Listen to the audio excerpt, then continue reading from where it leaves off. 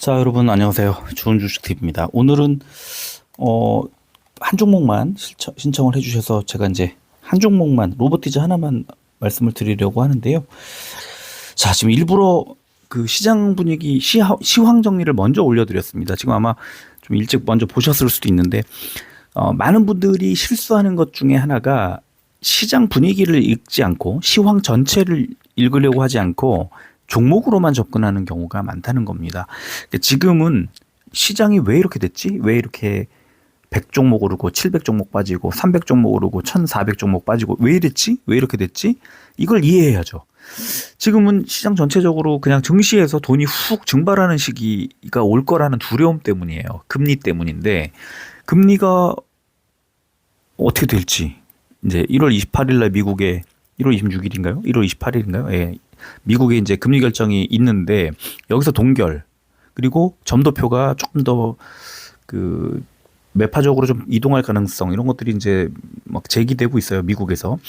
자, 그러면 이제 해가 바뀌기 전에 미국에서는 약간의 우려. 그다음에 이제 이게 AI 발로 촉발이 됐어요. 그리고 오늘 미국에서는 이제 바이오가 좋았죠. 그래서 오늘 우리도 바이오가 좋았어요. 괜찮았어요. 바이오가.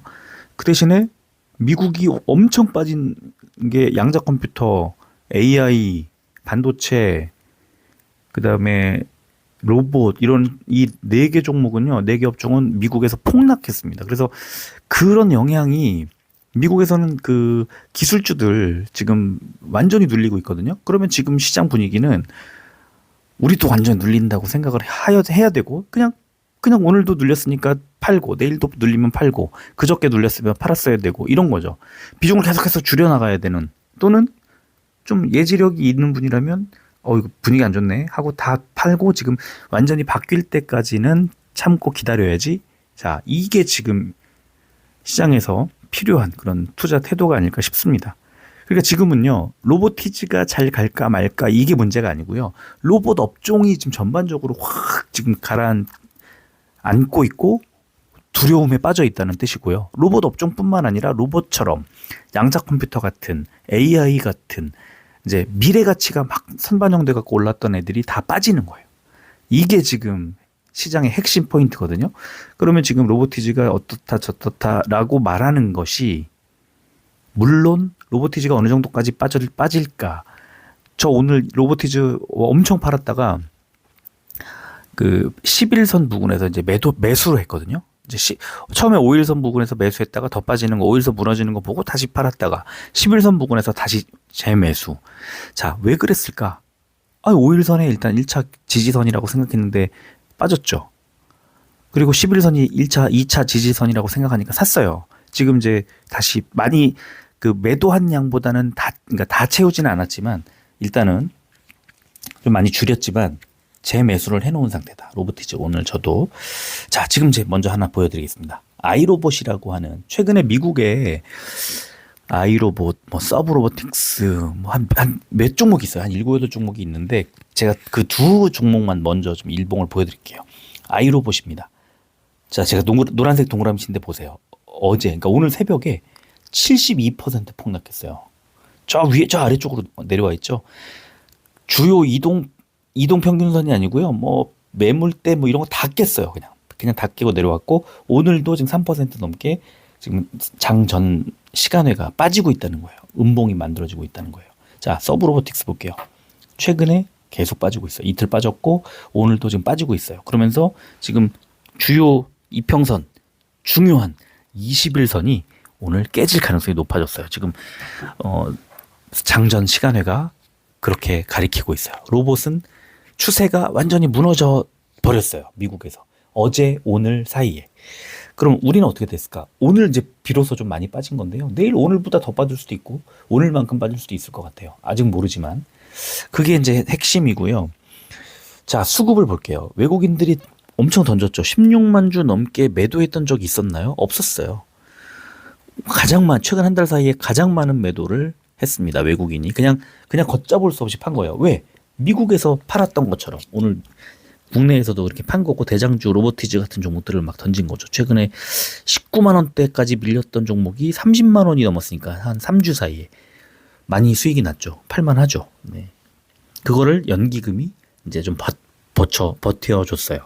자, 일봉 보겠습니다. 어디가 있나요? 파란색 선, 11선에. 11선이 지금 28만 9천 원이거든요. 장중에는 29만 원이었어요. 그래서 29만 원이 안 깨질 거라고 저는 생각했고 29만 1천 원까지 밀렸다가 29만 1,500원, 2,000원, 2,500원 올라갈 때 매수를 조금 했다가 지금 이제 조금 더 밀렸어요. 제가 오늘 매수한 가격보다는 조금 한 1,000원, 500원, 1,000원 정도 밀린 것 같아요. 근데 원래 이제 워낙 싼 가격에 가지고 있었기 때문에 제가 오늘 매도할 때마다 수익금이 팍팍 현실로 됐고요. 지금도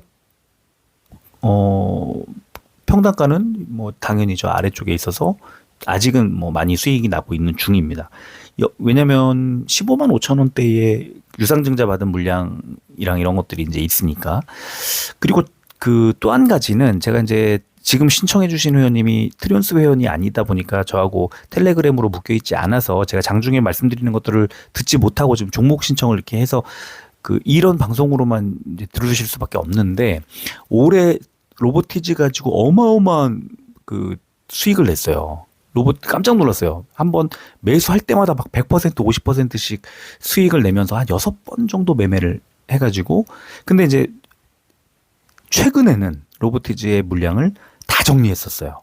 그리고 유상증자를 받고 약간의 매수를 좀 더 보태서 지금 원래 많이 가지고 있을 때에 비해서는 4분의 1 정도 가지고 있다가 그마저도 이번 주에 지금 좀 줄였어요. 그게 이제 왜 그러냐면요. 지금 시장 분위기가 이상하다는 거예요. 시장 분위기가 지금 금리를 가지고 우려를 하기 시작하면 그러니까 금리는 일정한 시간 동안 한 2년씩 이렇게 시간 동안 일정한 방향으로 흘러요. 인하를 하면 쭉 인하를 하고 인상을 하면 쭉 인상을 합니다. 그래서 인하를 하다가 동결을 할 때까지도 인하기라고 그래요.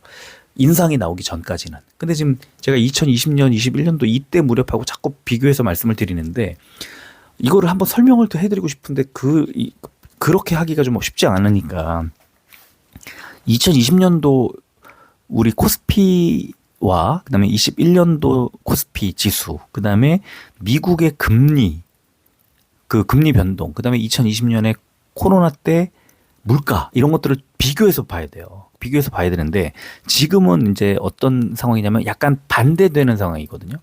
그래서 지금은 물가가 이제 이번 주에 물가 CPI, PPI가 나오는데 물가가 생각보다 낮게 잘 나오면은요.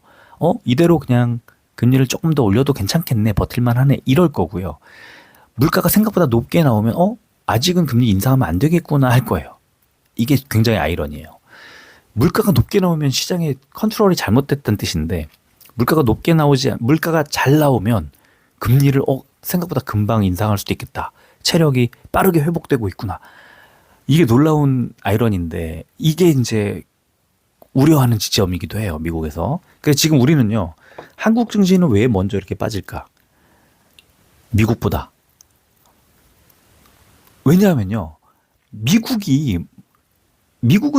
많이 움직여도 수급으로 전 세계에서 밀려드는 자금으로 변동성을 좀 줄이고 그다음에 버텨낼 수 있는 체력이 있어요. 근데 우리는 외국인이 돈을 확 빼버리면 이렇게 막 흔들려요. 하루에 2.4%씩 이렇게 빠지는 거는 놀라운 일이다. 우리 이슈 가지고 이렇게 움직이는 것도 아니고 미국 이슈를 가지고 그죠? 그게 왜 그러냐면 미국 이슈에 예민한 외국인들이 막 던졌기 때문에 눈 감고 던져요. 이거는 눈이 문제가 아니고요. 그냥 프로그램, 그냥 매매 내가 갖고 있는 돈이 1,000억 원인데 한 3,000억 원 팔아줘. 비중 30% 줄여줘. 그럼 3,000억을 딱 넣고 드락 얼마인지 상관없이 그냥 비중을 맞춰주는 거예요. 그러면 호가 창에 걸려 있는 개인들, 기관들의 대기 물량이 그냥 막 잡아 먹으면서 그게 빠지는 거죠.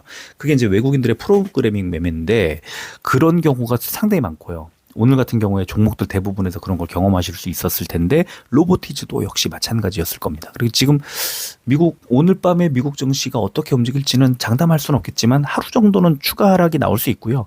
이제 내일 가서 모레 새벽에 CPI를 발표하면 이제 오늘 밤은 미국 입장에서는 17일 장이고 내일 이제 미국 장이 시작해서 우리 시각으로 새벽에 이제 그 파월 발언이 이제 나오고 발표가 나오는데 우리 증시는 내일 하루가 더 있죠. 그래서 그러니까 내일 장이 이제 열리면 우리 증시는 오늘 밤 미국 증시가 어떤 식으로 움직였느냐에 따라서 우리 증시도 따라갈 거고요.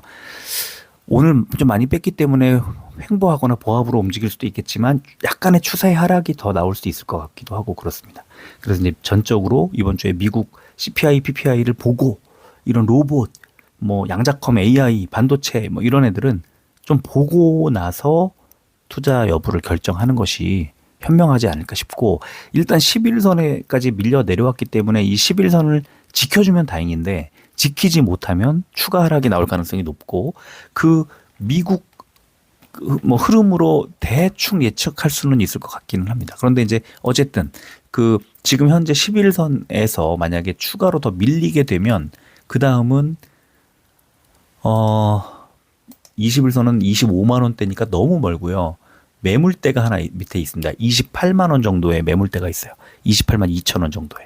아마 추가 하락이 나온다면 28만 2천 원 정도일 가능성이 뭐 약간 더 열어놓고 대략 28만 원 정도까지 일단 밀리고 시작할 가능성이 있다. 그리고 28만 원 정도에서 이럴 때 3분봉 켜놓고 이제 보면은 좀 빨리빨리 대응할 수가 있거든요. 그래서 그런 바닥을 어느 정도 잡은 다음에 반등할 때 그때 한 10% 매수.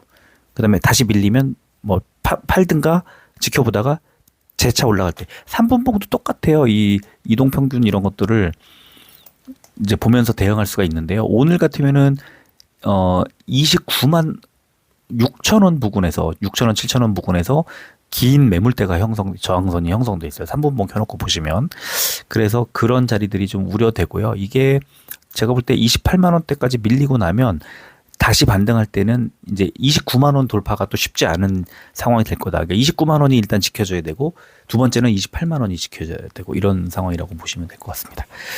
자, 좀 이게 이렇게 말씀으로만 설명을 하니까 상당히 어려운데요. 같이 제가 말씀드리는 거를 이 차트 켜놓고 보시면서 이렇게 이제 적용을 해보시면 좋을 것 같습니다. 자, 오늘은 여기까지 하고 마무리하겠습니다. 제가 좀 다른 일정이 있어가지고 그렇게 정리를 해드리고 이동하도록 하겠습니다. 끝까지 들어주셔서 고맙습니다.